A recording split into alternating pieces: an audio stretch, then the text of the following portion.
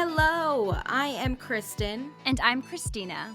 and we are your hosts for Up Next. We are actors and comedians, and we decided to put our binge watching to use. Every other week, we'll highlight one genre, but a couple different movies or TV shows. This week, we're doing two old and one new. Plus, every episode, we'll let you know what's hot and what's not on the countless streaming services. So, sit on that couch and dent, grab some popcorn, and find out what to watch tonight from yours truly, The gals of Up Next. Yeah! Yes! Are you excited? I mean, yeah, I'm literally so excited for this episode. Same. But before we get into the genre, the mystery genre, is there anything new that you watched on TV this week? I actually didn't get a chance to watch a lot of TV, so I mostly watched the things that we're going to talk about today. And Mhm. I actually got to watch the Latin version. Oh my God, which is so good. It's so good. And of course, I did watch some Grey's Anatomy because I'm still watching that. But I am on season 10 or 11 now. So I've Okay. progressed. You're making moves. Money moves. Yeah. I watched, that new movie Thunder Force that came out on Netflix, which we talked about last episode, saying it was going to be hot, and it did. Guys, we're so good. But other than that, I also watched Haunted, and that was also very good. But no update on Stranger Things. I did not finish. I'm sorry, listeners. I disappointed. I think they'll forgive you. But enough about that. This week we're freaking pumped. We're freaking pumped. And that's Excited. because our genre is reality TV. Yeah. Everyone loves some sort of reality TV, and there are so many types and styles. And we're going to talk about a few tonight. Hell yeah. Oh, I'm so excited. Okay, listeners, let's do an excited check. Start tallying how many times I say it. But before we, get into our picks, which I'm so excited for, what reality TV show would you be on? If anybody knows me, they know the next word out of my mouth. Mhm. And that would be Survivor. Yes. Survivor. Hands down. Yeah. I would live on Fiji and, I'd cook a rat, make a shelter, and, That's yeah, crazy. I would live there. I could never be on Survivor. I get too much guilt. I have really bad. I couldn't do it. What about you? I would definitely be on one of the love shows. Not like Bachelor or anything because I don't like The Bachelor, but Same. Love Island probably. I hear really good things about Love Island. I haven't seen the US version, but I'm obsessed with the UK version. That's what Abby said, our friend Abby. It's so good. If you guys don't know, if you come to my house, my Wi-Fi name is called Love Island. How exciting. I know, right? I love Love Island, and I love love. Okay, well, that's good to know. But what we really want to know is what reality show would you create? That's so okay. I tried to think about this, and guess what the mix is? It's a mixture of Love Island, you guessed it, and I'm seeing kind of like a Love Island mixed with The Challenge. So it's still competition based because Love Island they do some challenges, but they're not like hard. They're super easy. So I would love a mixture of Love Island but with harder challenges. Okay. How about you? Well, I there's so many different things like you could do. I think I would do something more like in the stunt related field, like a mix of like Yeah. Ninja Warrior and a mix of like probably The Challenge as well. That And checks out. And it gets like these people who are like stunt performers and artists because they don't really get seen for the work that they get to do, this beautiful art that they get to create for these actors who get that recognition and they don't. So I would love to see like these stunt performers get to do a show and actually be seen for their hard work. I would love that. Yeah. Yeah. It'd be sort That of sounds like really good. the Titan. Is it Titans with The Rock? I know what you're talking about. I do know what you're talking about, but I don't know the name of it. Yeah, but like it would be more of like stunt related, like like flying in the air, dropping Yeah. from like doing a high fall, doing horse stunts, What would the winner win? Because I mean, mine obviously you win love, but what would your winner win? They would just win money, you know? And, like, I'm sure that they would find love along the way. Like, we're Get out. come on, a whole bunch of artists in a room? There's Yeah, love and drama gonna happen somewhere. that is true. That's too much. Wow, that's very interesting. And I'm sure the listeners really wanted to know that. So you're welcome. And Yeah. if you're a producer and you make this, you better come get me. Yeah, we copyrighted our ideas, I so will don't even try. find you. I will find you. But I think you know enough about us now. And if you don't, no fear. We'll be back at it next episode. But we have also decided to switch things up a bit because who doesn't like chaos? That being said, please, please rate us on Apple Podcasts and submit a review with an icebreaker question that you've been dying to know. Or just tell us how beautiful we are and we'll give you a shout out. Now let's get into what's hot. Hello, Brooks here with the Books with Brooks monthly book club podcast. We read one book a month and then we talk about it. Books like Stephen King's The Shining or Where the Crawdads Sing by Delia Owens. If you're on the hunt for book recommendations and enjoy sparkling conversation, come read along with us and then listen in.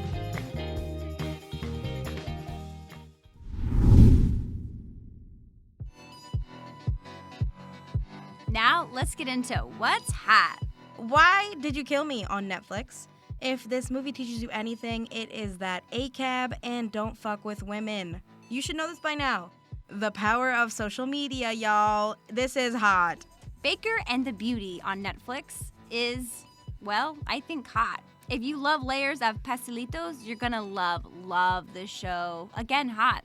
It looks so corny to me so far, so it's a not for me. Sorry. Dang, mamacita. You're not gonna get any younger, so go watch Younger. Younger on Paramount Plus. The newest season will keep you on your toes. It's hot.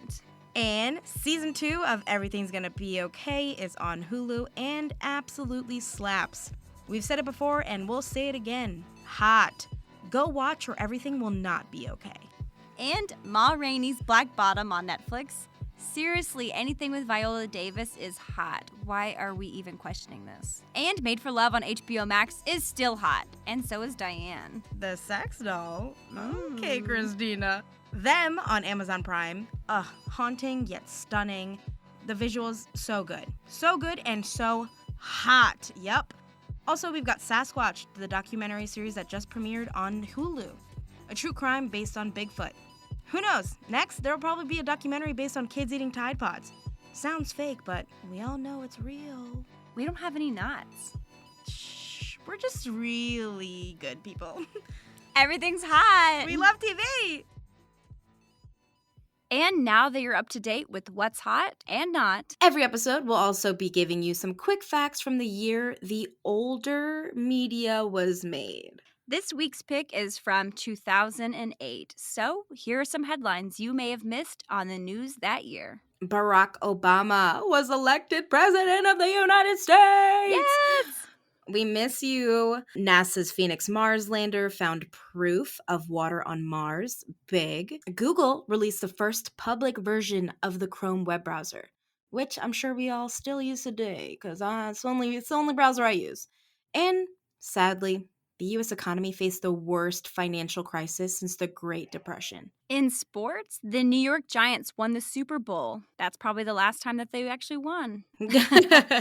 Sorry. Yikes. The Philadelphia Phillies won the World Series.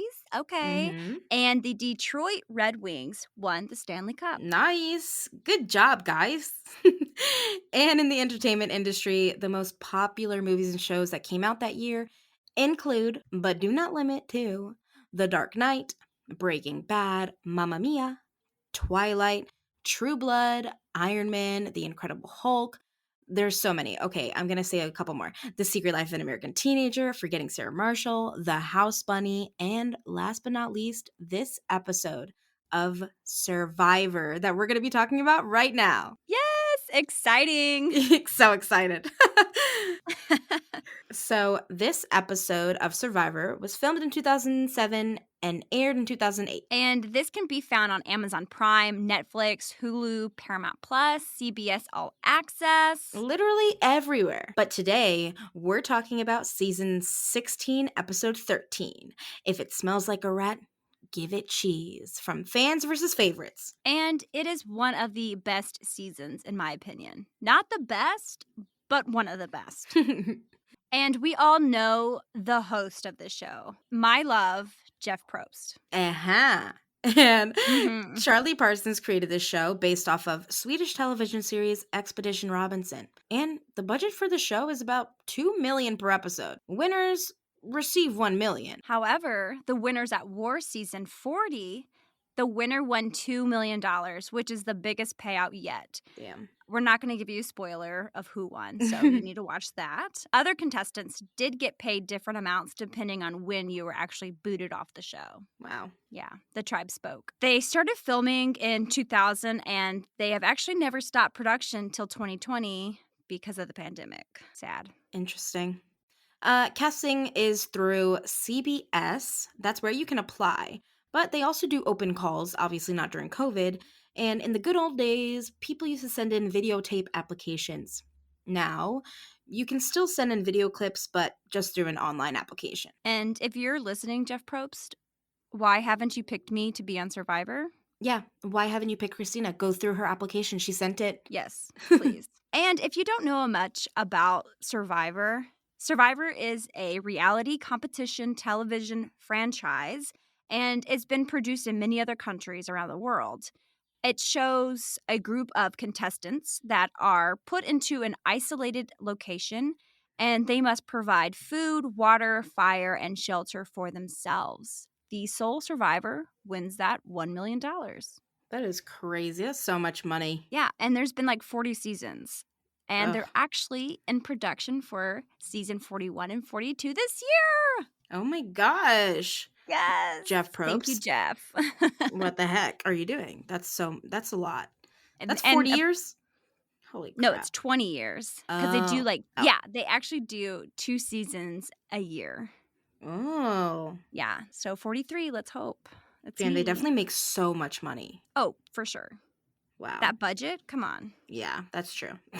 So, that being said, Kristen, Mhm. how would you describe Survivor in your own words since you just watched this? I mean, pretty much the description.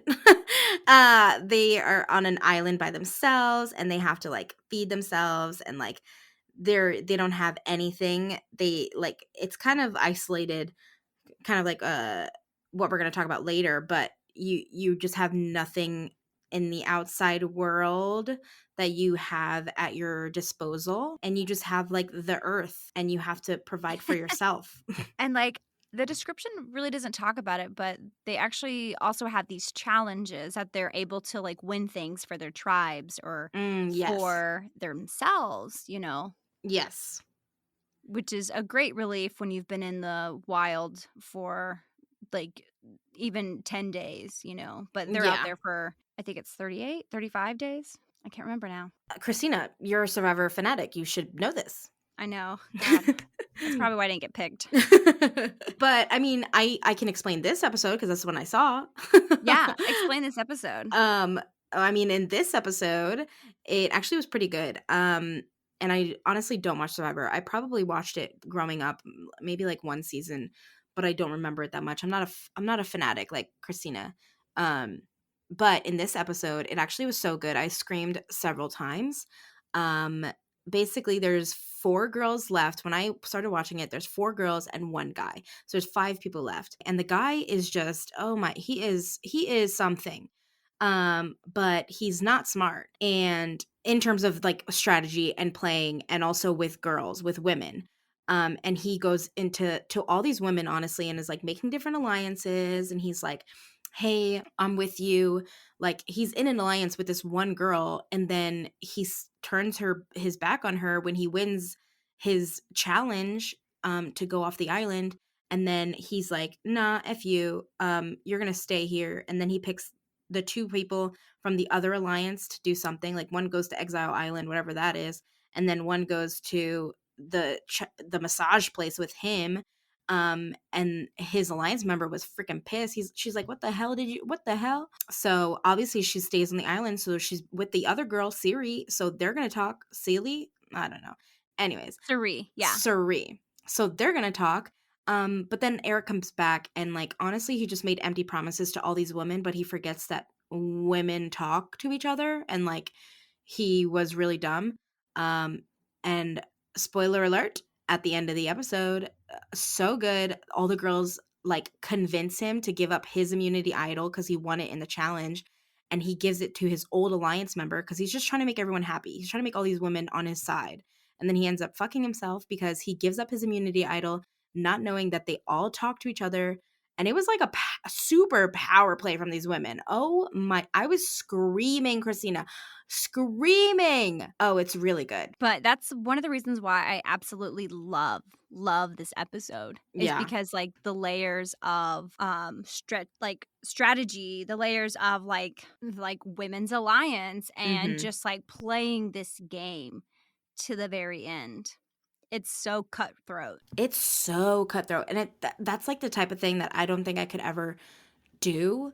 I mean, I know it's a game and it's not like, personal, which like obviously it's a game. But they so easily, I think Natalie was kind of on the fence about like, not betraying him, but doing this power play. And then she ended up doing it and it worked out perfectly in their favor. But I feel like I could never do that, But that's the thing. You said Natalie did that? Yeah. And so from like my point of view, I think Suri is like the queen. Oh no, Suri planned this entire thing. Absolutely. But Natalie had to talk to him. Yeah, well, and then she made Natalie feel like it was like her thing. Oh my God, that's so true. I didn't even realize. Oh my Yes, God. and like Natalie wasn't even a part of it to begin with. It was the other three girls.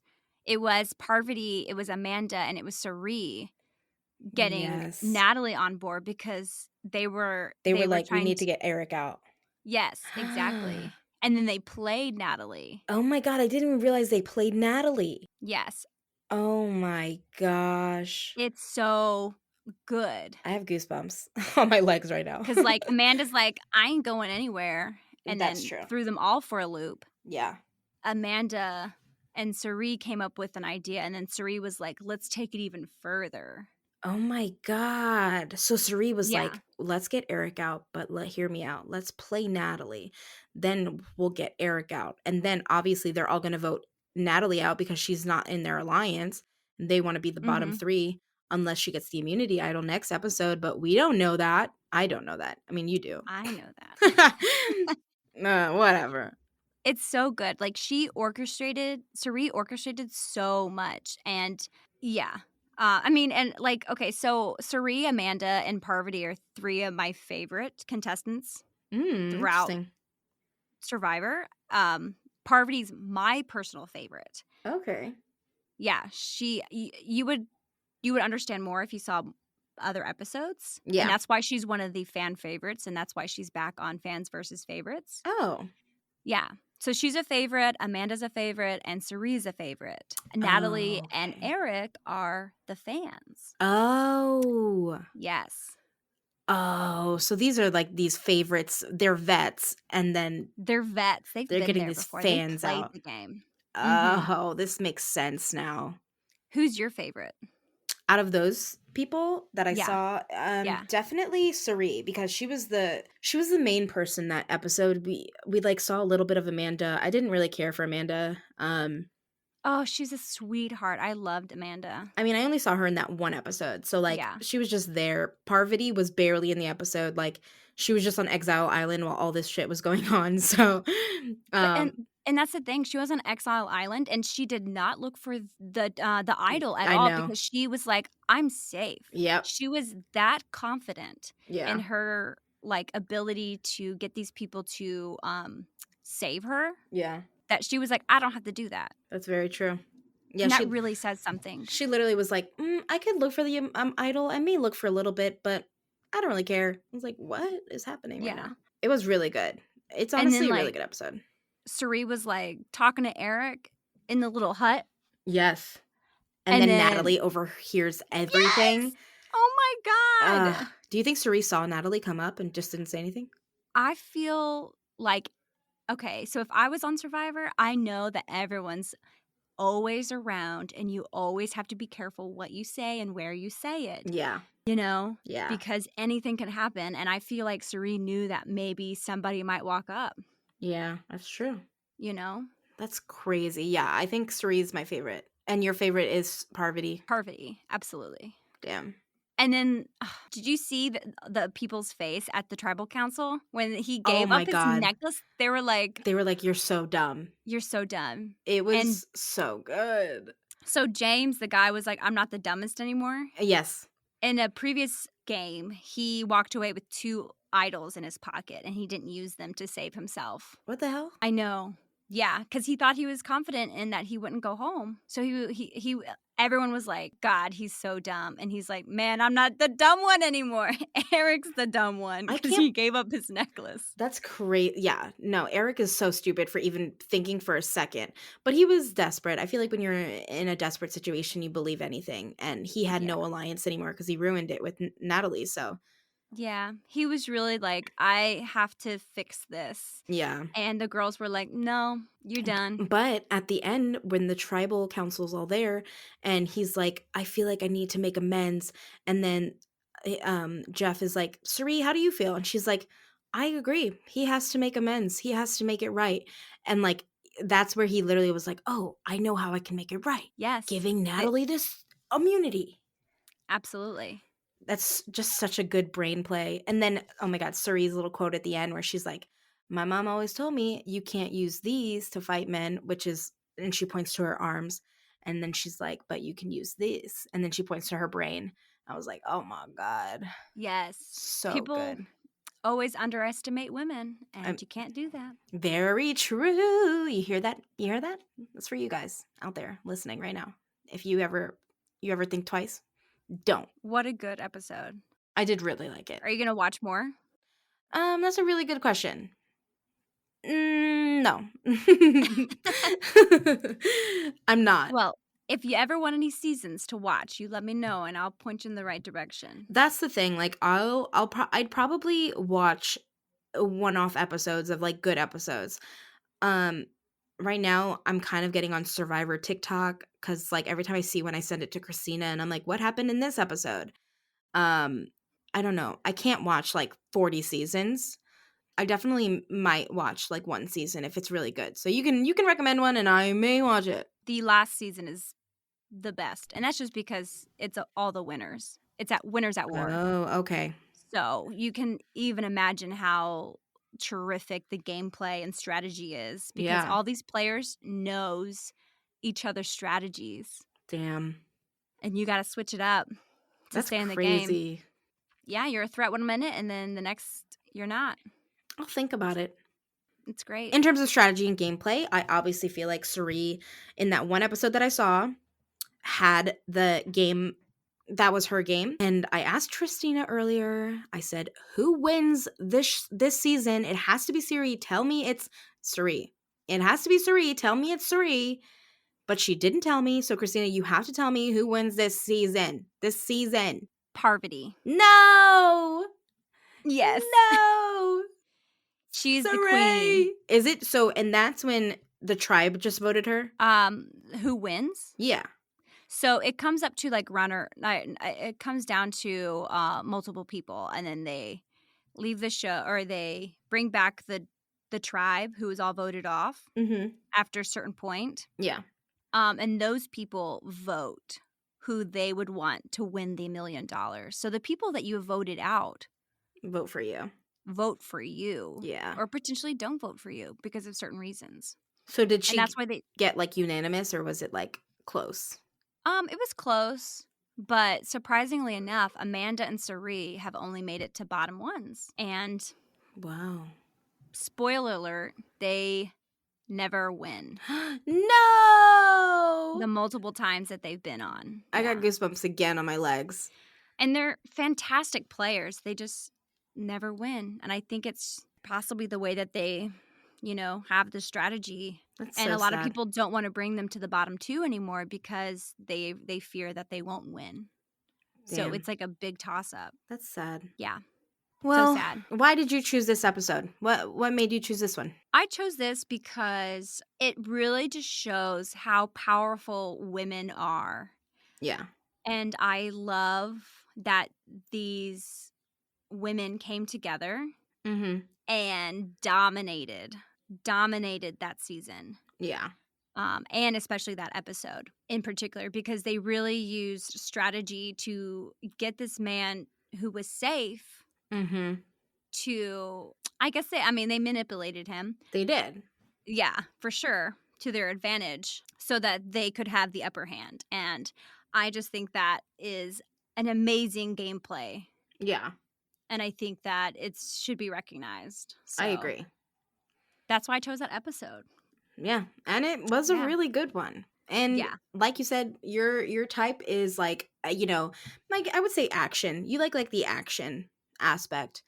And there are so many different types of reality shows. So I get it.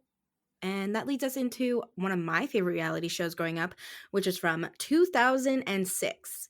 And to help you better understand what was happening in 2006, Twitter was created. Tweet. In the year 2006, Pluto was reclassified as a dwarf planet. yeah. Ryan and Madison were favorite baby names, and floaty dresses and fur-lined boots were all the rage. Uggs. Is that Ugg boots? Yep. And Google purchased YouTube. Woo!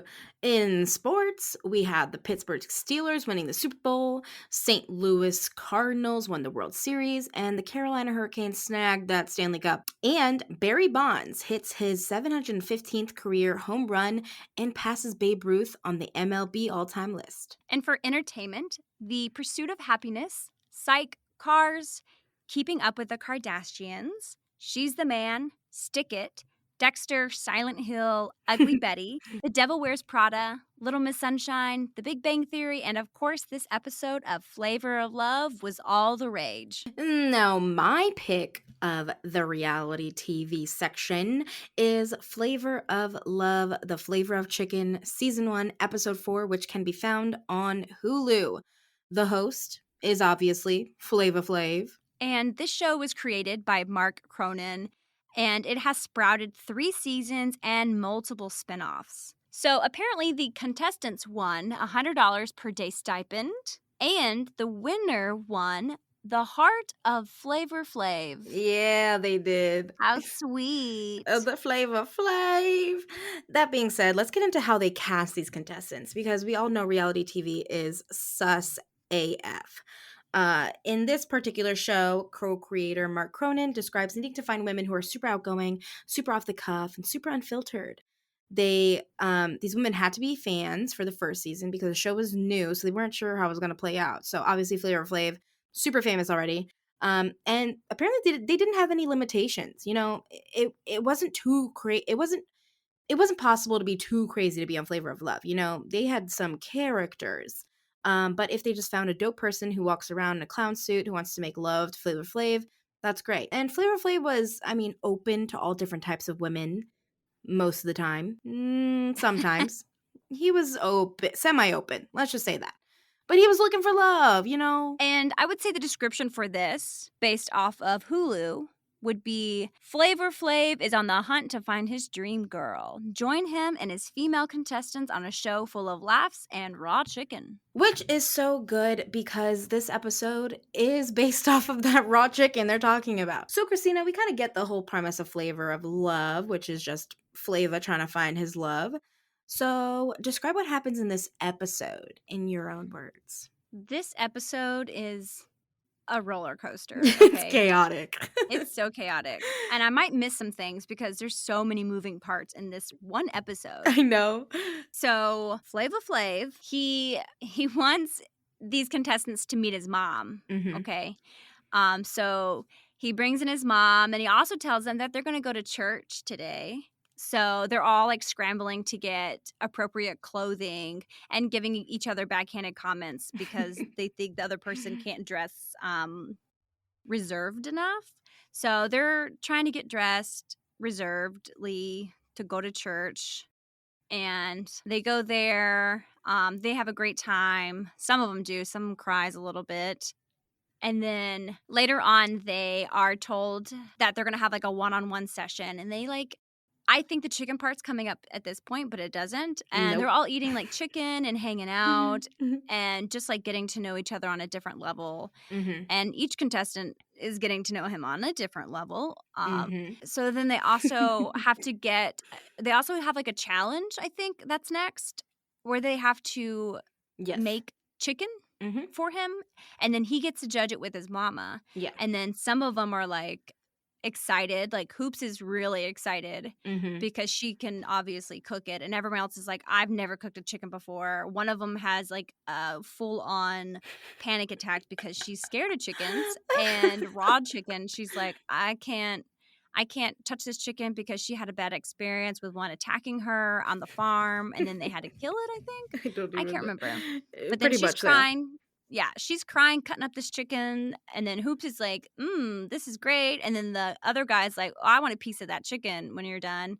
And I'm not gonna lie, I wanted a piece of that chicken too. It looked really good. It looked really good because like I'm from the South and I love me some good fried chicken. Yum. I think it was Sweetie, maybe, that did or maybe it was Hottie. Who? But that chicken that they put in the microwave, Oh, yep, that's Hottie. that was Hottie. I was like, girl, what are you doing? Because she was like, I like vegetables. And she started putting carrots and stuff in it. Yeah. And then she's like, oh, chicken button. And then everyone's like, what is she doing? That's not what that's for. Mhm. Even the people who don't cook chicken was like, no, don't do that. What is she doing? And so I guess they put it all on these different platters with numbers so Yep. that he doesn't know who cooks it, which I was like, that's smart. Yeah, it is, yeah. Because then it's like you're being unbiased. Mhm. And then he goes through each one. He's like, ooh, this is good. This is okay. What is this? But for a while, he was being very nice about some of them. And then he gets to the one with the girl. He bites into that. And he's like, this is still raw.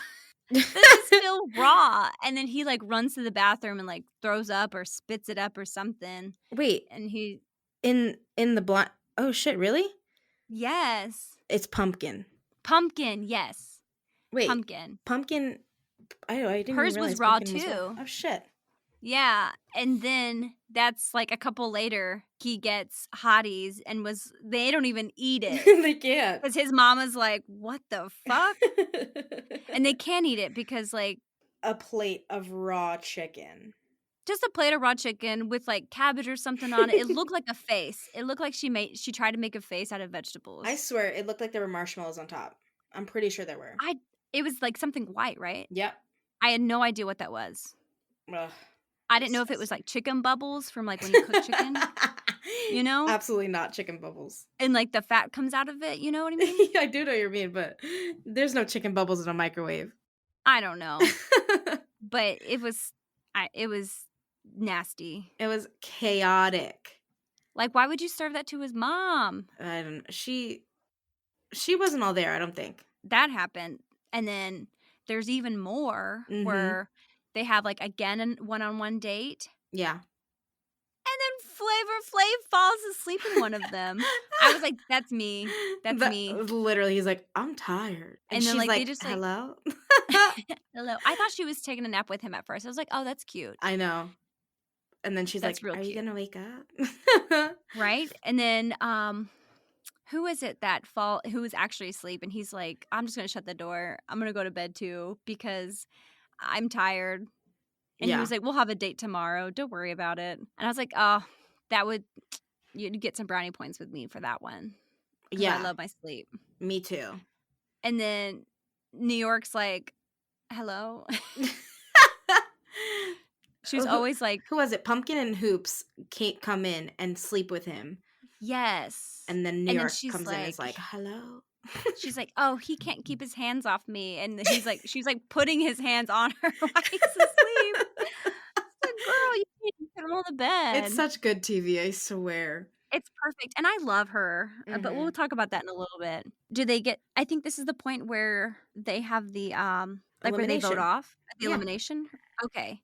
And like he goes with his mom. Or no, somebody wins a date. Oh, yeah. Well, Hoops won for the chicken. So Yes, Hoops Hoops won the and his chicken. mom and him go on a date. They have a great time. Yeah.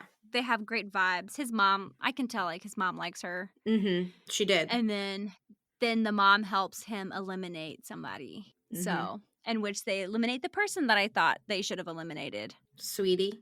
Yeah, because she seemed really disingenuous. She did. She was there And for the Mama knows fame. best. Yep. She was like, no, not this one. She was there for the fame, and then she did have a huge blow up while leaving, and she's like, "You think I'm fake? You think I'm fake? Look at these girls." And I was like, "Oh my god. Yeah. These girls can't just leave normal." She was like, "Oh hell no. Fuck you." But that was pretty much the episode. Thank you for helping me move that along because there was so much that happened in that one It episode. literally it's so good. I mean, there's It just felt like 2 episodes. it did cuz there's like 6 different things they do and it just nonstop. But I'm obsessed with it. That's the That's thing. that's probably why he was so tired. Oh, well, absolutely why. And, like, I would have no energy for that. Yeah, me neither. I'd be like, I'm gonna take you on a date, and it's gonna be me and you hanging out on the couch doing nothing. And that's what he did. But that one Yeah, girl when he fell asleep. let's take a baby nap. Oh my god. But it's a really good episode. Flavor Flav is, obviously he's a rapper known for From his Public Enemy, right? yeah, from Public Enemy with Ice Cube, and he's known for his "Yeah, boy." So if you've ever heard that, that's Flavor Flav. But this guy is meant for TV. He's so funny. He's so stupid. The faces he makes and like the mannerisms he has, it's just Yeah, insane. it's Like fantastic. I love watching him. he's so good. He's meant for TV. They did a really great job. The casting, absolutely. And, like, apparently whenever they came to him for this, like, idea of the show, and he was like, no one's gonna pick me. Aw. And then they were like, no, you get to pick someone. And he was like, what? Aw, that's so cute. Isn't that sweet? But, like, a little heartbreaking too, because he was like, no one's gonna pick me. I mean, it's a little heartbreaking, but then you see him on the show and he's like, He's so happy. he's a happy, but he's like such a dick. Like he's like, yeah, He is a you little want dick, me. yeah. I'm like, fuck off. But I Man, mean, fake it till you make it. that is true. That is very true. Yeah. You gotta put that confidence out there for other people to feel it. And obviously, so these names that we're saying are not these people's actual names, like Hottie and Pumpkin and Sweetie, Hoops. These are not their names. What Flava Flav does is he names these people based on like first impression and like just looking at them, and he'll give them nicknames. So he doesn't call anyone by their real name ever. He only calls them by the name he gives them based off of like first impression. Yeah, like New York, Hottie, Pumpkin, Hoops. It's too much. I do love this episode though. I feel like obviously, it's go go go, but like so it's like every other love show. Like The Bachelor is go go go. You have to think of the guy and he has to like spread his time evenly with what 10 different women. Yeah, good luck with that. Yeah, but like it's so interesting to watch this compared to The Bachelorette, in my opinion.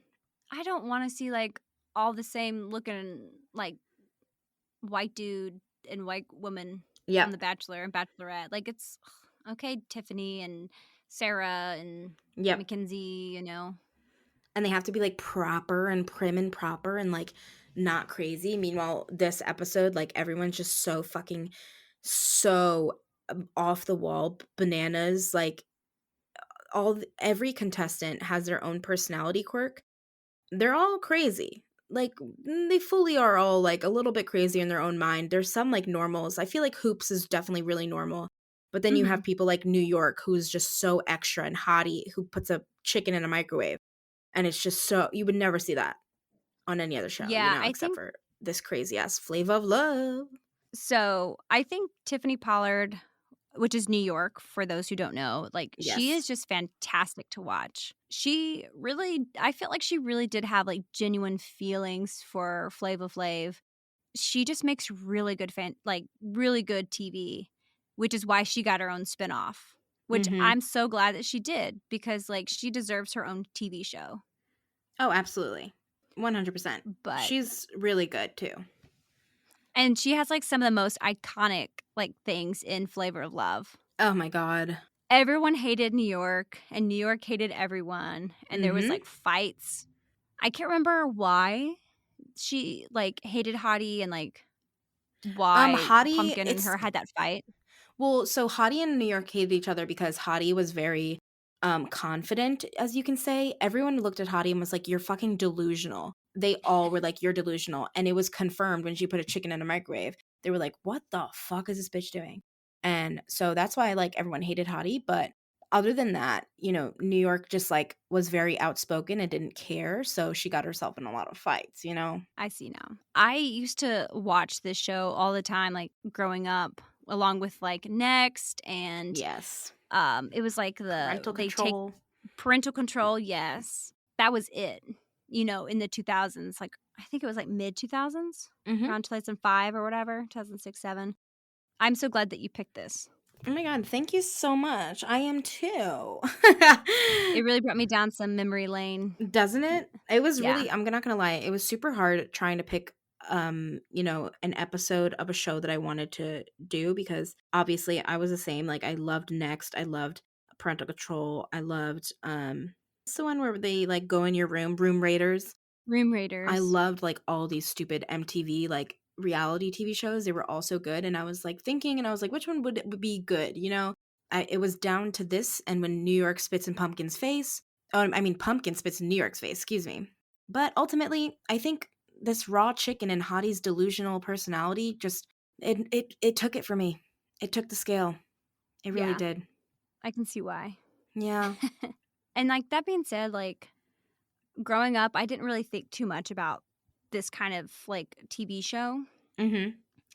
Um, but, like, now that I'm, like, a little older and I look on it and especially, like, what's going on in society and, like, how I've grown as a person, like, it's great to have that, like, nostalgia of, like, watching that when I was younger, but I can also, like, start to see those, like, harmful things as Yeah. well, Oh my you god, yeah. know? Like, it's good TV, but it's also, like, I feel, like, harmful as well because it doesn't show people of color, like, in the best light. I feel like it really, Mhm. like, hypes them up in a different light, and I don't think that that's, like, a great way to promote a show, is using Yeah. that. I don't know if that makes any sense. It does. I feel like it is a line. I think when I think of those shows, I guess because I'm not like that's not my first brainwave where I'm like, "Oh yeah, this paints a bad picture." But that's just because there was a lot of diversity on the show. Like there were Mhm. white people who were just as crazy. So it wasn't like Absolutely. in my mind, I didn't look at it like how you say like where it paints people of color in a bad light, but it also just paints all these paints women honestly like as if they're psychos, which Mhm. I get it, but it was really good TV. And I feel like you remember Charm School? I don't think I've seen that. So Charm School, they took like a bunch of crazy people from all these different shows. So like New York would have been on Charm School, and like Hottie would have been on Charm School to try and teach them how to be like societal accepted women. Um, so like Yuck. they take all the crazy contestants from all these MTV shows, and then they're like, "You're going to Charm School, and you have to be like a real woman." And teach them like how to sit properly and how to like no elbows on the table, and I feel like I know what you're saying in terms of like some of these MTV shows are super harmful in terms of highlighting the worst in people. It does make for such good TV, Mhm. and you don't see that in like Bachelor. Like Bachelor, everyone has to be on their best behavior, so you wouldn't see as crazy like out of pocket people like this. But I get what you're saying. Yes. Yeah, and I think, like, another reason why these people were, like, so crazy and, like, people think that, like, why would they do that? Is, Mm-hmm. like, these producers, the creators, like, had them live in this place all together. They took every Yeah. sort of thing away from them to help them ease their mind, Yep. that took them, from the real world. Like, they couldn't read, they couldn't, have their phone or anything like that. They were just stuck in this, like, house with these other women. Mm-hmm. Flavor of Love, and, like, even if they didn't go in with the intention to like this man. You know, they were just a fan at first. Yeah. Like there also has like a part of like that Stockholm syndrome, you know, of like Mhm. being with somebody, being around them, or just having them around all the time that you're like, oh, they're starting to be attractive to me now. Yeah. That's very true. You know, and then like you start to feel like these jealous tendencies toward these women that Mhm. you probably wouldn't have, because that's the only, like, you're only with your thoughts 24/7. Yeah. Like, I'd probably be crazy as fuck too, you know? Yeah. That's so true. Like, I've definitely worked at a, theater company where it was like so many men and a little bit of women, Mhm. where we kind of felt like we're around these people 24/7. And I dated a few people who I typically probably wouldn't have dated in the real world, Yeah. because I was like isolated with these people 24/7 for like 3 months, you Yeah. know? After those like ended, I was like, what the fuck? What did I think? Why didn't my friends say, what are you doing? As always. Yes. But yeah, no, I completely agree. I feel like, reality shows in general, crazy. Love shows, I can totally see that Stockholm syndrome's kicking in and like, something else taking over instead of genuine feelings and stuff, which that's all reality TV is. Let's Yeah. let's do a little Chris scale rating on both of these shows. I think for the episodes, let's say for the episodes. For this Survivor episode, I'm honestly going to give it like an 8. It was pretty good. I definitely screamed while watching it, but it was good while watching it, but I probably won't watch more. And then Flavor of Love, Flavor of Chicken, I'll probably give that like a 9.5 in terms of nostalgia, and it's just so funny, it's stupid. Yeah, no, just for how stupid it is. Like it could never pass for TV now, I don't think. So, 9.5 for nostalgia. Yeah. I am actually going to swap that, actually, and I'm going to Oh, do 9.5 for Survivor, nice. and then I'm probably going to do 8 for Flavor Flav. No, that checks out. And that makes sense. Yeah. That makes sense because that was your pick and this was my pick. Exactly. And I really did enjoy watching Flavor Flav because I did watch a couple episodes after that. And I was like, oh my God, this is great. This is great TV. So good. It's so bad. Ugh. Yeah. We love it. Don't worry, What we fun love characters. it. Yeah. And people say they don't like reality TV, but you don't realize you're watching reality TV until you like think about it, because like there's so many different types of reality TV. So many. Yeah, that is very true. But we only picked 3 today, so 3 out of 500, honestly. well, you've also heard everything that we had to say about Flavor Flav. So let's get over to what's trending on the hottest subscription services.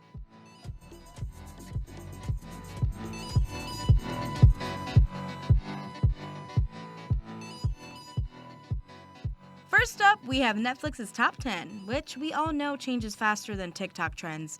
I can't keep up. Coming in at number 10, we have Nikki, Dicky, and Dawn. Sounds like Icky, Icky, Sticky, and Yan. Next. And number 9, Who Killed Sarah? We still don't know. Who did it? Confess. Number 8, we have Coco Melon, again, and seems to be always. And I heard it does slap. Coco Melon! Number 7, The Circle. And it's going to be hot for the next month for sure. Oh, yep. Number 6, we've got Zookeeper's Wife. Actually, super sad. Number 5, Why Did You Kill Me? Coming in at number 4, we've got Thunder Force. I don't want to say it, but we told you so. And number 3, Dad, stop embarrassing me. Hey, teach me how to whoa. Number 2, we've got Baker and the Beauty. Told ya. Ugh. And number 1, Synchronic with Anthony Malky, Daddy. Coming out soon. Be sure to keep your eyes glued to the TV. Then, of course, Netflix loves their originals, so you should keep an eye out for these dope movies and TV shows coming within the next couple weeks. We've got Shadow and Bone, a fantasy television show based on the Grishverse novels. Super Doctor Strange vibes. We've also got Zero coming out on April 21st. It's Italy's first TV show with a majority black cast. A shy teen boy who has the ability to become invisible? Sign us up. It'll be in top 10 before you know it. Also, there's Fatma, Tell Me When, Sexify, and so much more. Keep an eye out for all of these originals. And on Hulu. If you haven't already, be sure to catch up on Handmaid's Tale because their 4th season releases on April 28th. Coming on April 21st, Cruel Summer, another small town mystery. All of us city folk love those.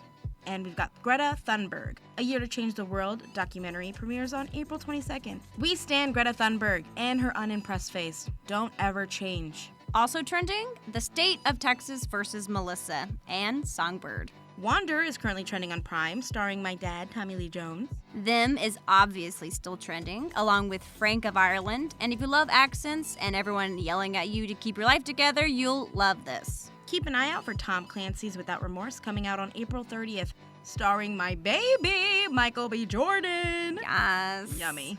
And on Disney Plus, we got Falcon and the Winter Soldier. They are still kicking names and taking ass until the season ends, of course. Secrets of Sulphur Springs is out right now for all of our parents out there. And newly added Big Shot pilot was just released, starring the always yummy Benjamin Button reversing John Stamos. And keep an eye out for Disney Plus's original Secrets of the Whales. Mm. I said dropping on April 22nd, but I guess you don't speak whale, so. And also trending on HBO Max, The Nevers, along with The Dark Knight Rises, newly added on HBO. But keep an eye out for the season 2 release of A Black Lady sketch show coming on April 23rd, along with the release of Mortal Kombat. And on Apple TV, we've got Mythic Quest. They just released a special episode, and I'm so excited for the newest season releasing on May 7th. The Year Earth Changed is trending right now, and it's a stellar documentary with never-before-seen footage showing how lockdown had a positive impact with Mother Earth.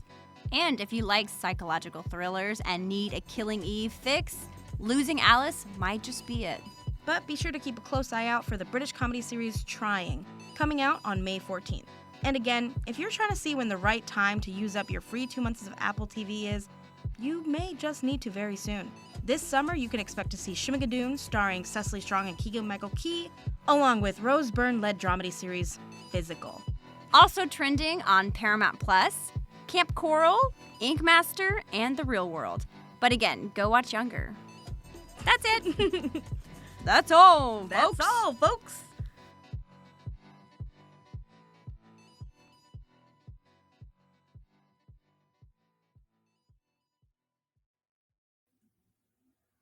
Now that you're up to date on what is trending right now on the hottest streaming services, let's get a closer look into our 2021 pick of this week, which is a great show, The Circle. So, The Circle can be found on Netflix, and The Circle is actually produced by Tim Harcourt, and it's actually based on the UK version. The description of The Circle is: in this lighthearted and strategic competition series, the players must choose whether to be themselves or other people, all while chasing a cash prize. And when it comes to production and budget and winnings, the contestants are recorded for 3 weeks in an apartment building in England with 12 rooms with their own fully furnished apartment.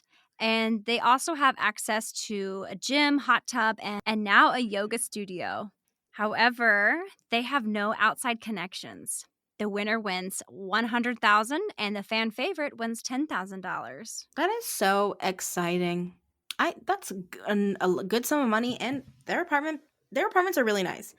They're so nice. And this season, they're doing something different. They're releasing episodes 4 at a time every single Wednesday, and that will end in May. I like that because it doesn't, we all watched The Circle. We all binge watched it when it came out, because when you have a whole season in front of you and they end everything in a cliffhanger, you have to see what happens next. Speaking of that, we're about to get into some juicy details of the first 4 episodes of The Circle. So if you haven't watched it yet, spoiler alert! That's a callback to the show. They have a robot who's like, alert, skip ahead, or just pause right here and come back after you're done. Kristen, how would you describe the premise of The Circle in your own words? Yes. So The Circle, it's super millennial, super Gen Z, I should say. these people are forced in a not forced. Oh my god. Like You get in they're there now. forced in a dungeon.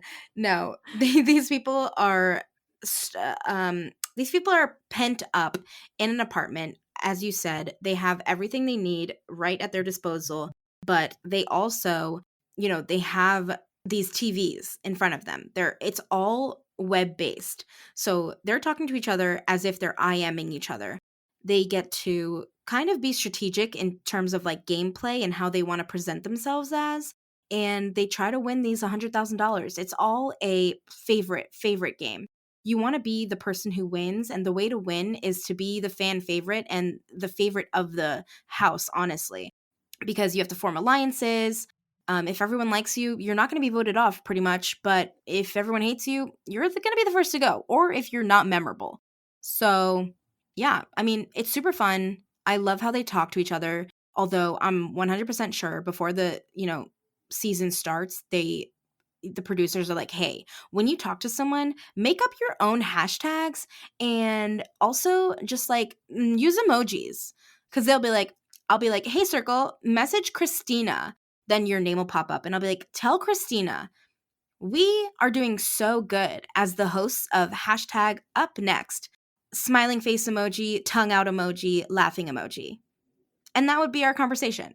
Yeah, and then I would reply back something like, hey, Circle, reply back to Kristen and say, strong arm, punch, and winky face. Yeah. Yeah. Hashtag girl squad. That's it. Hashtag girl squad.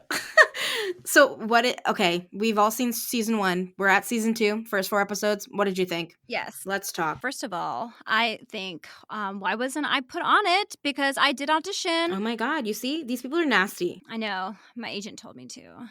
But to be fair, I did try to be Shrek. Mm-hmm. So I was like, I'm going to go in as Shrek, and they're not going to know who I am. That should have worked. That's the thing. Yeah. I would have used my face, obviously, but just the description of Shrek. Yes. What was your question? How did you feel about the first 4 episodes? Oh my God. It was so good because I felt a certain way to people the first episode. Mm-hmm. And then by the second episode, I was like, no, my mind has changed. Yep. Same. I was like, I can see through your lies. Same. Who? I was no, like, who? no. See, we already said spoiler alert. Get into the detail. Okay, so I really liked Savannah and Terralisha at first. I did too. But then I started to see through Savannah. Oh. And I was not a fan of Savannah. I really liked Terralisha. I was kind of the opposite. Like, I love Savannah and Terralisha, but in the kind of like in the what is it? The confessional room? Not the confessional room. Where they in the influence room? Excuse me. Okay. Influence room. I liked Savannah and Terralisha, but in the influencer room, Terralisha kind of like painted a bad picture of Savannah super fast, but like by kind of it didn't make sense because what happened was they both had to eliminate someone. Obviously, when you're an influencer and you're people vote, they rate everyone 1 to however many players there are, and they rate them on a scale of 1 to 9. If you're enough ones, you become influencer of the week, which means you and another person who's number 2 get to eliminate someone. Now, when they were in there, Terralisha was like, I like River. I think we should keep him. Are you okay with having him off the table? So she already obviously established that she has an alliance with River. So that was like what Terralisha did. And then Savannah is like, yeah, as long as you're okay with keeping Courtney off the table. And then Terralisha was like, whoa, she has an alliance? This is so fucked up. I see right through you. You're so fake. You have an alliance. But like, so did she. I don't know. They were both, I feel like they were both mad at each other because they were playing the same game. They literally were. Even Savannah was like, oh, I think she's the one that's like, we're playing the same thing. They literally are. Like they both had people in this outside of themselves. Corner, yeah. Outside of themselves. But it happened to be all different people, surprisingly enough. It did. Because like Terralisha was like, I want to get rid of Courtney because of these reasons, because he was a strong player. Threat. Yeah. Yeah, which I think in my mind, I'm not too close to him just yet, so I could do that. Mm-hmm. Because that's a sacrifice I can make. Because Yes. if we're going to benefit from this, because you still got to play the long game. You do, You don't exactly. want to be stuck at Yeah. the very bottom with people who are very likable because you're going to go home. Yep. Yeah. And I was like, that's really smart of Teralisha to do that. But then Savannah said some really like backhanded things that I didn't like. And I was like, no, that's not okay with me, because she was like, oh, I'll let you do the dirt. Yeah. For that, Rather she than- knew that she was doing that. She was like, she's gonna say I'm a bitch for that one, and then cut to Teralisha. That bitch. And I feel Yeah. like things would have been okay if she Mhm. had not said that. I Yeah. feel like it wouldn't have escalated that much. But it was Yeah. like the nail in the coffin at that point. Yeah. I think Savannah kind of fucked it up for herself when she didn't save Chloe. Yes. She tried to go back on the girl squad. Yes, which makes Or sense. girl gang. Exactly. So that makes sense as to why they kind of like were like, you're not a part of us. We were a girl gang and we're an alliance, and you just ruined it. But in her Yeah. defense, she had a really good conversation with Trevor, and I feel like when you become more personal, the girls just said, "Oh my god, we have each other's backs. We're girls." Nothing was personal there. They were just like, "We love each other." Because Savannah established a relationship that was outside of being like, "Hey, we're kind of alike because we're girls. Like, let's be an alliance." Then obviously she chose Trevor because she felt a personal connection. Like that was kind of like you're in a solitude and you find the ray of light, and like I feel like she was like a really good, that's why they had a bond, because they got personal with it. But that's the thing too. Okay, so like in most games, like you want to have those numbers, and you're going to try to cling to anything that you can have that sort of mutual thing in common, and Mhm. that being in common, strength in numbers. They had the numbers being women. That's a numbers game. Yeah. Especially coming from like watching a ton of Survivor. That's a strategy that a lot of people do. That's true. Is there's 5 of us women, there's, this many men, let's take out the men, and then let's go from there. But then when Chloe was like, I really like Trevor, Mhm. and then they were like, no, I don't like him. Yeah. Or Savannah was like, I don't really like him. I don't want to save him. Yeah. Da-da-da-da. And then she goes behind her back, and then they talk, and then she doesn't explain to Chloe first. She just like does it. That's a punch in the face. Yeah. I would understand if Savannah was like, hey, this happened and this happened, but behind her back and do that move, I was like, that is true. No. It kind of was a blindside, but we also like don't know how much communication they have with each other. Like I don't know if there was a time where she could have been like, okay, circle message Chloe and say, oh my god, I just had a really personal conversation with Trevor and like told him all about my family life, and like Chloe would be like, okay. Well, apparently, like I was reading up on this, they only have certain windows that they're allowed to talk to each other. Yeah. And that's it. So it's like she couldn't have even been like, okay, yeah, so I just talked to Trevor and I'm gonna save him, because I don't know. Yeah. I'm definitely team Savannah, honestly, and you can tell by the way I'm talking about it. You can tell I'm definitely not team Savannah. Yeah, we're definitely butting heads, and this is perfect. This is what the listeners want. Yeah, I just feel like, I don't know, because it's kind of the same thing that Bryant and Teralisha did, which is why towards the end Teralisha was like, I don't want to get rid of Bryant. And that's kind of why like she was very adamant, and that's why she got sad and like I guess mad. It's all because Savannah didn't get rid of Courtney, which she developed a relationship with. But Teralisha had a relationship with Chloe, River, and Bryant. So it's like Savannah really saved one person ultimately. But Teralisha, she had 3 alliances there that we're about to get rid of, and the one she didn't, she wanted to get rid of. Yeah. Obviously, she got pissed at Savannah, but like if you think about it, Savannah only had one person then. So it's like, what? I don't know. I definitely do think she shouldn't have gone against Girl Gang. I also think she doesn't owe an explanation, but I feel like she made her own personal, connections that you don't have to tell everyone. Like Bryant's not going to tell everyone his life story. He told one person. And I'm sure she didn't go around being like, oh my god, Bryant told me all of his like background. Yeah. I could never be on the show either. I'm going to tell you right now. Actually, I could. So hire me. Well, maybe next year. Oh my god. We're going to apply as a duo. Up next. So, based off of the 4 episodes we watched, we saw 2 people go home. How do you feel? I was sad to at first. I wasn't a fan of Bryant at first. I remember you told me. You said, I don't care for Bryant. And I said, you wait. Yeah, and you're like, "You wait," and then another episode in, I was like, "Oh my god, he's a He's so sweetheart," and I sweet. understand why he is the way that he is Yep. now, and I can get behind that, and I Mhm. was like, "Man, you really can't judge a book by its cover, like, And really." that's what it is, like, that's literally social media, so it's, like, such a good message in terms of, like, don't fucking judge what you're seeing in front of you on words on a screen, but, like, I guess when you actually get to know the person, then you get to understand. Mhm, and those men could possibly be a woman or an older man. Exactly. It's called catfishing.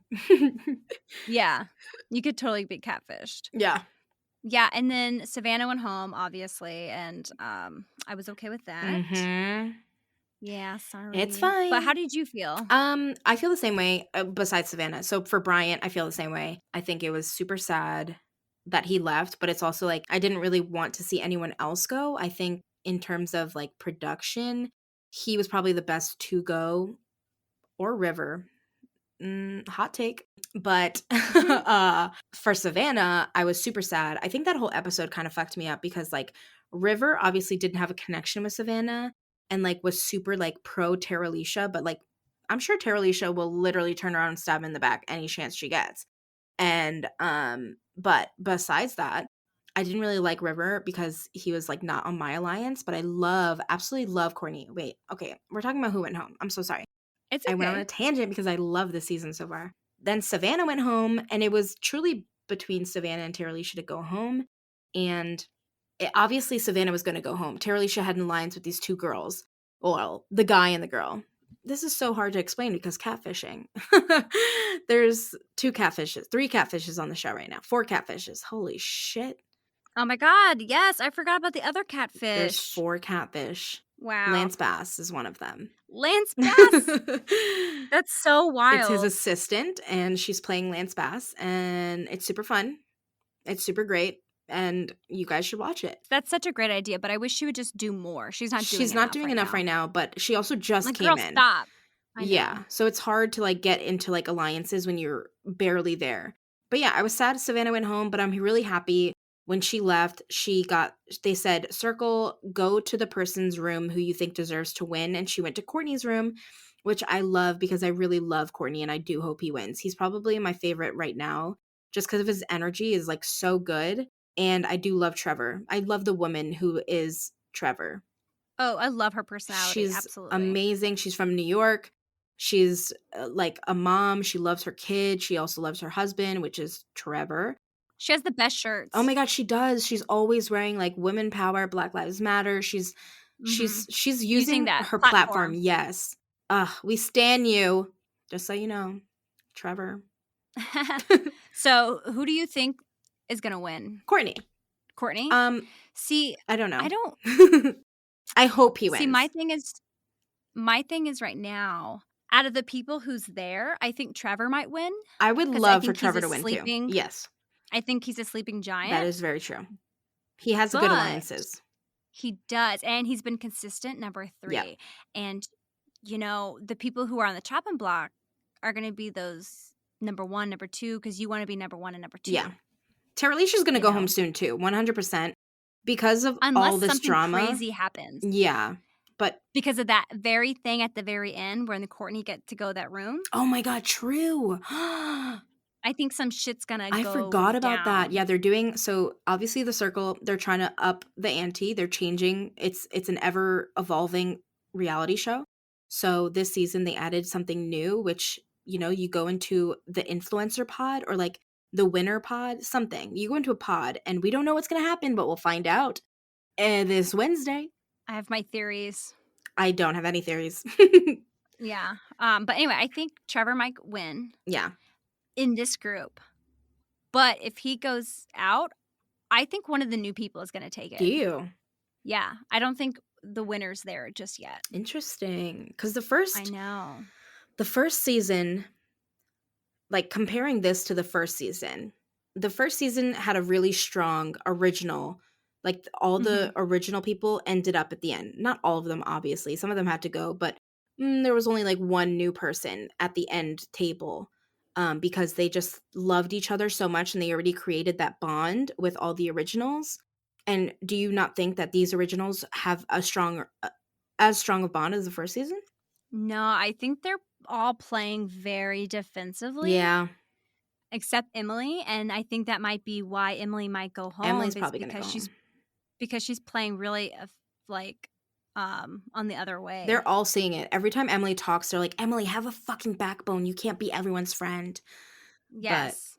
And I think that Emily's going to go home and then everyone else is going to be like cutthroat and not trust anybody. yeah. And they're going to try to gobble up these new But players. that's not fun for TV. I mean, it obviously is good TV, but like in terms of like, we love to see relationships. That's why season 1 did so good, because of the relationships Mhm. between Shabam and Joey and like Sammy and Rachel, which is Seaburn. But those relationships made it. People also love to see things burn, That is true. Hey, good pun. you know. Yeah, thank you. Um, I think that the new room is really going to really up the game. that is true. I think so. I think that room is going to Can I tell you what my theory is? Yeah. I think that Courtney's going to be able to see certain people's texts. Yes, I thought so too. As like a hacker, Yeah. you know. Because of the Like Joker. he could be like, I'm going to hack so and so's account and maybe he can send things as that person. Or maybe he can like what is it? Read their texts or like see some of their images that hasn't been shown yet. True. Oh, I like that. Yes. That's good. You know, and like Joker, he could be like, I don't know, like this person said something about you. And then they're not going to know who said it. Mm. They're not going to know who the Joker is. Because they're like, I heard this from, oh, yes, I do like that a lot. It's like send message to blank and it's from Joker, so they don't. Oh, I love that. Yeah. Drama. Like send message to Tara Lisa. I know what you did last summer. You suck. Just kidding. So she's a teacher. She's great. She is really good. And that's why I liked her and Savannah. They were smart girls, but they're smart girls. They're the same. And they're the same person. And that's why you can't have two of the same people. So I get it. I loved them both the first episode. But anyways. Frenemies. Whose strategy do you like the best? Ooh, you know, I think it might be Trevor. Yeah. Yeah, I think it might be Trevor. I think Trevor might be mine too. Although just playing under the radar right now. Yes. But not too much under the radar. Under the radar is really good. And like making everyone feel good about themselves. And like he's definitely like a shoulder to cry on for everyone. Like he gets really personal fast. And I think that's a really good strategy. Like I don't know why everyone's like being, not everyone, but so far it's kind of like vague talks and just like, oh, how are you? River is just like, I am heartbroken. Hashtag sad. Like too much. But it's like too much of the same thing. Yeah. But I think Trevor right now is doing really good in terms of like pulling at the heartstrings, getting to the person's like core so that they develop a personal bond to them and don't want to leave him, which is perfect. Yeah. I think right now Chloe is doing the best though. She has like 6 different alliances. When they were in the room to see who in the influencer room, since her and Emily were the influencers the last episode, she was like, well, we can't get rid of River or Trevor or Courtney because I talk to them all the time and we're really tight. Can we take them off the table? Like, but that's a huge mistake that she did to say that to Emily. That is very true. That is very true. Because you don't want to say that to somebody because like her and Emily aren't that close. Nope. But Emily said that Chloe was her best friend. So Chloe's like, oh, you got my back. Yeah. But yeah, she like laid all of her alliances on the table, but she does have a lot. You know, Emily's one person and I get that. But like right now, Chloe has the most alliances. I'm rooting for Chloe right now just in terms of like how she's playing because she is, I guess, winning. She's also really playing a different kind of game because she's really playing with emotion. She is. Rather than and that's how I would play head as well. Because you have to use your head and you have to use your heart too. And I think it has to be like a good connection between the two to make those work. Sometimes you got to make hard decisions to get what you want. That is very true.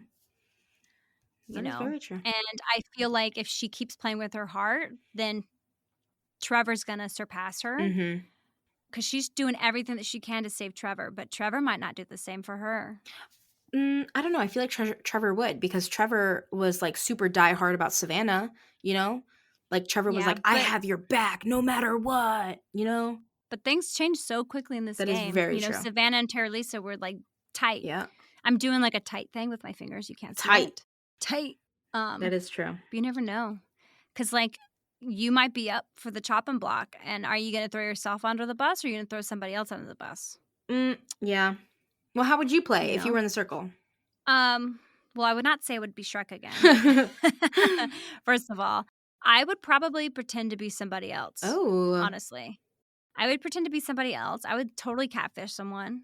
I would be a little cutthroat. Very honest. I would pretend to play with my heart, but not really. Pretend? Oh my god. Oh my god. You've been watching too much Survivor. I would just, I know, too much. And I feel like I would use the different things that have gone in my life, and I would make up another person's life and merge the two. Okay. To become this new person. Kind of like Emily. So, like, you know, obviously Emily was talking to someone and was like, I guess that's half true. Like, my aunt is like that. You know, you have to use a little fabrications from your own life to make it like seem real, you know? That's the same with acting, you know? You want to bring in parts of you into that character. Yeah. That's what I would do. What about you? I definitely would be more heart. I would definitely be like Chloe. I wouldn't even think about strategy, honestly. I would try to think about it, but like it wouldn't be like the first thing in my head. Like my main goal is to have fun. I think I wouldn't obviously we all want money, but I feel like I would mainly go for like friendship and bond and like the experience. Kind of like Brian, but I would definitely, I feel like I would be myself, and I would just be like the funny person, you know, like I would be like everyone's friend and be like, oh my God, hey guys, what's up?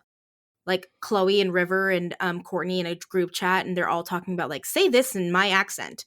Like, I love that. Like, that would be me, you know? Okay, if you went on by yourself, you would be so fantastic. Like, as yourself, I mean. Oh my God, stop. Kristina. No, everyone loves you. I don't think I've ever met somebody who was like, oh, I don't know. I'll introduce you to some people. Fuck them. I'm joking. And if you're listening, thank you. Please rate our podcast 5 stars. Thank you so much. Yeah, but it would be really fun. But I mean, obviously, we should definitely go on together, and we should. We'll. You know why? Why? Oh, because I'll be heart and you'll be brain. Exactly. Oh my God. You are the heart and I am the strategy person. That is so true. Okay. You got the comedy. I got the acting. You know, like the will to cut someone. Yeah, that too.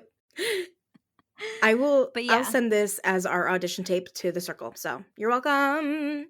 Thanks. So obviously we know our strategies and all that good stuff, but in terms of like all the 3 shows we talked about today, I feel like strategy was a big part for 2 of them, 2 out of 3. But for 3 out of 3, it's just how insane and how bingeable and how good reality TV is. These 3 shows have completely different styles, but huge fan bases and, you know, is loved. Yeah. People love reality TV because it takes them away from their reality. You know? Yeah. They get to see a little glimpse of other people's lives. That is very true. You know, and it's just, I can't even think of the words. It's crazy to think of all the different styles that's out there. Like, you know, you have like these competition shows. You have like cooking shows that are just like, you know, Ramsay yelling at people.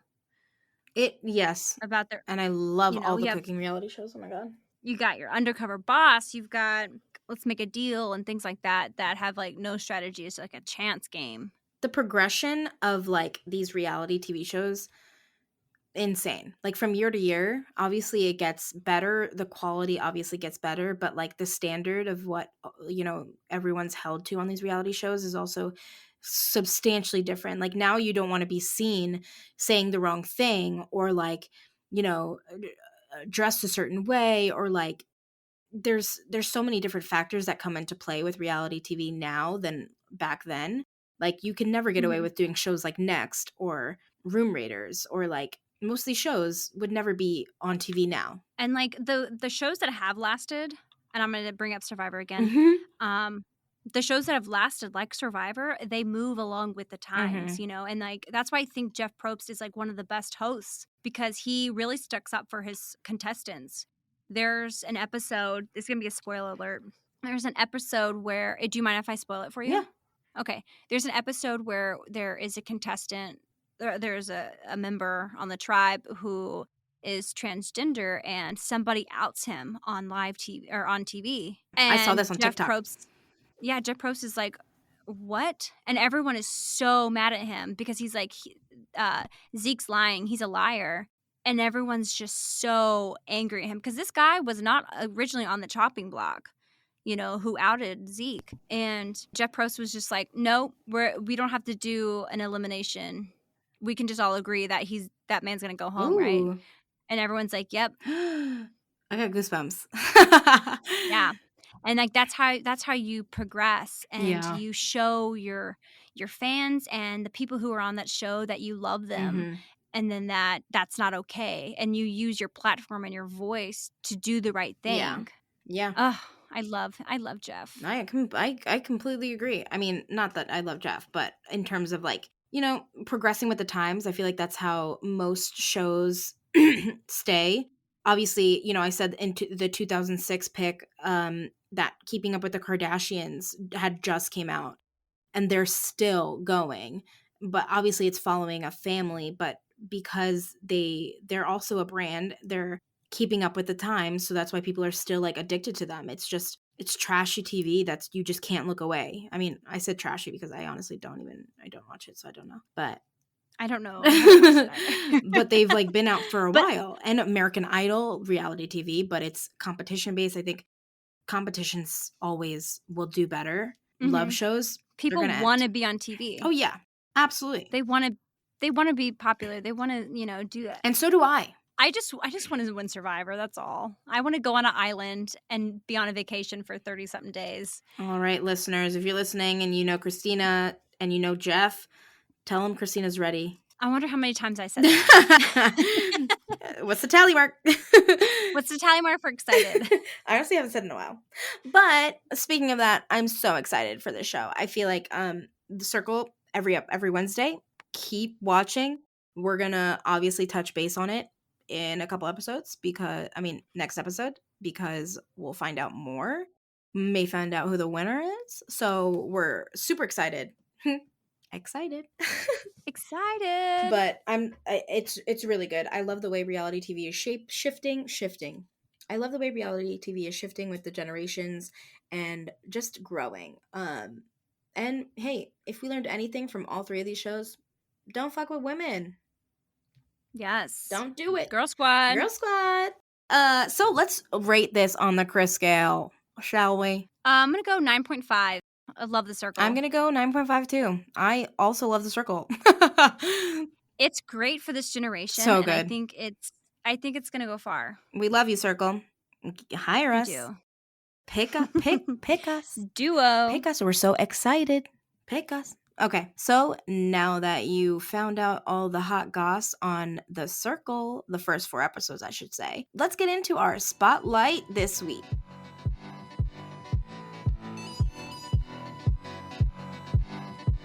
And now for our spotlight of the week. We've got Adrián García Bogliano. He is a director, producer, and writer. He has directed a short film and one of my favorites, actually, The ABCs of Death. We've got Night of the Wolf and even more chilling stuff. Adrián García Bogliano is also the series director for the newly added Netflix original, Haunted in Latin America. Netflix describes this as real people's terrifying tales of the chilling, unexplained, and paranormal come to life with dramatic reenactments in this reality series. So go check out this wonderfully terrifying art. We did, and we love it. And after you finish stalking Adrián García Bogliano, be sure to like, subscribe, share, tell your friends, and obviously rate your new favorite podcast up next. Follow us on Twitter, Instagram, and sometimes Facebook, and definitely be sure to check out all the other podcasts on the Press Play Podcast Network. Bye! Thank you, Streamies. Yay, streamies!